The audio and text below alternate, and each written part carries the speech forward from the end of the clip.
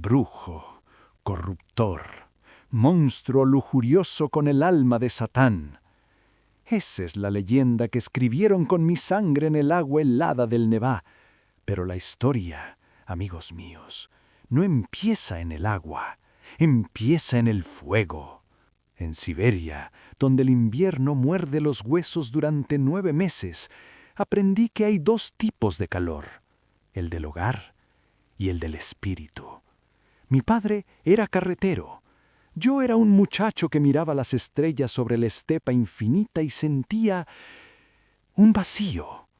No el vacío de la nada, el vacío del exceso, de un Dios tan presente en el viento, en el aullido del lobo, en el silencio entre los pinos que los muros de una iglesia se sentían pequeños, demasiado pequeños. Fui peregrino. Caminé miles de verstas, a pies descalzos sobre la tierra helada. ¿Purificación? No. Búsqueda. Buscaba a hombres y mujeres que supieran algo. Viejos creyentes, starts y olvidados, campesinos con ojos que veían más allá de la cosecha. Aprendí que la fe no está en los libros, está en el cuerpo, en el sudor del trabajo, en el éxtasis del ayuno, en el temblor de la oración hasta el amanecer. Un obispo me dijo una vez: «Tu Dios huele a establo, Grigori». Y yo le respondí: «El suyo, excelencia, huele a tinta seca y a incienso rancio. ¿Cuál cree usted que está más vivo? ¿Mi primer pecado? Dicen que fue la lujuria. Mentira. Mi primer pecado, el imperdonable, fue la eficacia. El Zarevich Alexis, el sol de Rusia, hecho de cristal. La hemofilia, una palabra elegante para nombrar el terror puro. La más mínima magulladura, un juego inocente, y la sangre comenzaba a brotar, internamente. Una marea roja y silenciosa que lo ahogaba por dentro. Los gritos no eran de dolor, eran de miedo. El miedo de un niño que siente cómo la vida se le escapa y no entiende por qué. La primera vez que me llamaron, el palacio olía a desinfectante y a pánico reprimido. La zarina, Alexandra, sus ojos eran 2 pozos de desesperación. El zar, Nicolás, pálido como un espectro, impotente. Los médicos susurraban en alemán y francés, dándose golpes de pecho con sus títulos inútiles. La ciencia, esa diosa moderna, se encogía de hombros. Entonces entré yo, con mi olor a camino, a humo de aldea, sin protocolo. Me arrodillé junto a la cama. No recité salmos complejos, susurré. Le dije al niño que se imaginara un río congelándose, lentamente, que el hielo era fuerte, que podía contener el agua. Tomé sus pequeñas manos entre mis manos, estas manos grandes, callosas, de muyik, y rezamos, o algo parecido a rezar. Era más bien una orden dada al cuerpo desde un lugar más profundo que la razón, y la sangre se detuvo. No por magia, por fe, por una convicción tan feroz que al parecer podía hablarle hasta la sangre y mandarle «¡Quieta!». Eso es brujería. Para ellos, sí, porque no podían clasificarlo. No venía de una universidad, venía de la tierra, de la misma Rusia profunda que ellos pretendían gobernar, pero a la que le tenían miedo.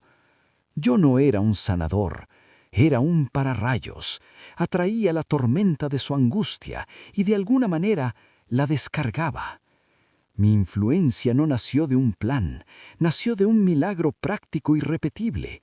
Y para unos padres que ven morir a su hijo una y otra vez, el hombre que puede detener la muerte, aunque sea por un rato, se convierte en Dios o en el diablo.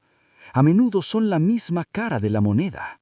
Y así, el hijo de un carretero entró en el corazón del mundo más dorado y podrido, el Palacio de Invierno, un teatro donde todos actuaban, los grandes duques, vacíos como sus uniformes bordados, las damas de compañía envenenando el aire con sus susurros, ministros que jugaban a la política como quien juega al ajedrez con piezas de carne humana, y en el centro, una familia real atrapada en una burbuja de dolor y protocolo. Yo era la verdad, cruda, áspera, sin pulir. Hablaba de Dios con la boca llena de pan negro y tinto rojo. Reía fuerte, lloraba sin vergüenza. Les hablaba de la tierra, de los campesinos, de un Cristo que sudaba y sufría, no de un Cristo de oro en un icono. Sí, bebía. ¿Acaso el primer milagro de Cristo no fue convertir el agua en vino? El vino alegra el corazón del hombre. Sí, miraba a las mujeres. ¿Acaso Dios no hizo a la mujer bella? ¿Es pecado ver la obra de Dios? Ellos, con sus matrimonios de conveniencia, sus amantes escondidas, sus perversiones entre terciopelo, ellos me juzgaban a mí. Yo no negaba mi naturaleza. Yo era un starets, un hombre de Dios, pero un hombre, la carne y el espíritu luchando en el mismo campo de batalla. Mis orgías. ¿Cuántos de esos relatos vinieron de maridos cuyas mujeres encontraban más consuelo en mis palabras honestas y quizás en mis miradas que en su fría vanidad? Inventaron al libertino para no ver al confesor, inventaron al hechicero sexual para no ver al campesino cuya sola presencia los desnudaba. El verdadero secado no fue la lujuria, fue haber traspasado la línea invisible. Un mullique en el Santo Santorum, un hombre sucio tocando al heredero del trono, un profeta analfabeto aconsejando al autócrata de todas las Rusias. Eso no se perdona. Comenzó el rumor, luego el panfleto, luego la conspiración. Hipnotiza a la zarina. Tonterías. ¿Acaso no la hipnotizaba más el amor visceral, animal por su hijo? Mueve los hilos del Estado. ¿Qué hilos? Los mismos que la nobleza avariciosa e incompetente había enredado hasta llevar al imperio al borde del abismo. Yo no daba órdenes de Estado, daba consejos a veces. Cuidado con esa guerra, majestad, el pueblo tiene hambre. Pero ellos solo querían oír lo que confirmaban sus prejuicios.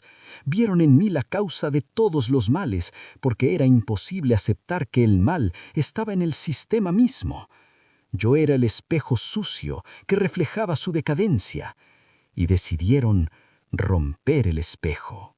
Primero fue el veneno, cianuro en los pasteles y el vino, en la casa de Yusupov, lo suficiente para matar a 5 hombres. Lo comí, lo bebí, y nada. Reí, les dije, más dulce, príncipe, póngale más azúcar. El terror en sus ojos era más delicioso que el pastel. Luego las balas, una en el pecho. Me derrumbé. Pensaron que había terminado. Me acerqué a ver y abrí los ojos. Los miré. El horror. Dispararon de nuevo, en la espalda, en la cabeza. Cayó como un toro en el matadero, dijeron. Pero aún respiraba, tosiendo sangre, pero vivo. Finalmente, el hielo. Me envolvieron en una arpiega, me arrastraron hasta el río y me empujaron a través de un agujero en el hielo. El agua del Nevá en diciembre, eso sí pudo conmigo.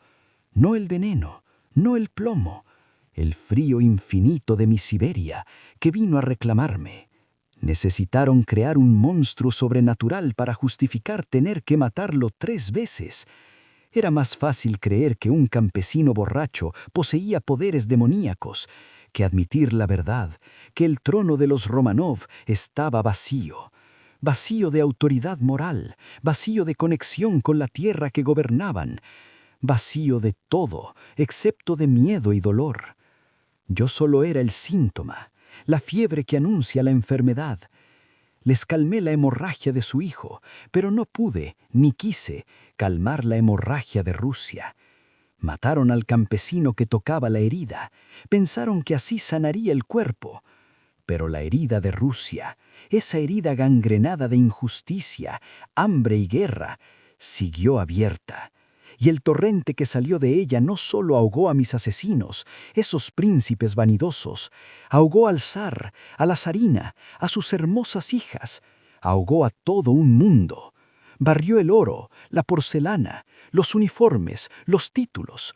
Lo barrió todo, con un río de sangre y fuego mucho más grande que el Nevá. Curen a los incurables, y les llamarán santo. Consuelen a los poderosos, y les llamarán demonio. Pero cuando la casa se quema, no importa si gritan santo o demonio al que les avisa del humo. La casa se quema igual. Yo, Grigori Rasputín, fui el humo, el olor a leña quemada que nadie quiso entender, y cuando finalmente miraron, ya solo vieron llamas.